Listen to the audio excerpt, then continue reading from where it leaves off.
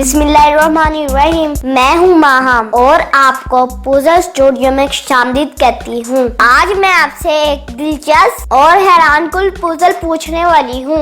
मेरे सवाल पूछने के बाद आपको जवाब देने और दिमाग लड़ाने के लिए 10 सेकंड का वक्त मिलेगा। आपने मेरे पजल का जवाब कमेंट करना है ताकि मुझे भी पता चले आप कितने ज़हीन हैं। देखते हैं आज आप दुरुस्त जवाब दे पाते हैं या नहीं। आज का सवाल है ये, वो कौन सी जगह है जहाँ मौत जिंदगी से पहले आती है? आपका वक्त शुरू होता है अब।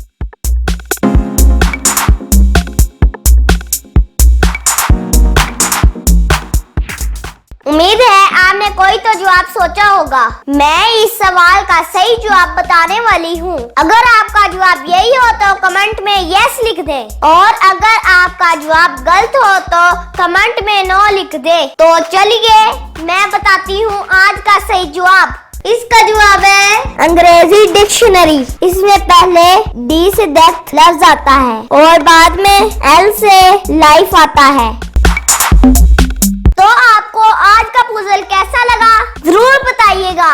अगर आपने मेरे चैनल पजल स्टूडियो को सब्सक्राइब नहीं किया तो जल्दी से कर ले। मैं ऐसे पजल आपके लिए रोजाना लेकर आती रहूंगी। जल्द मिलते हैं नए पजल के साथ। अल्लाह हाफिज।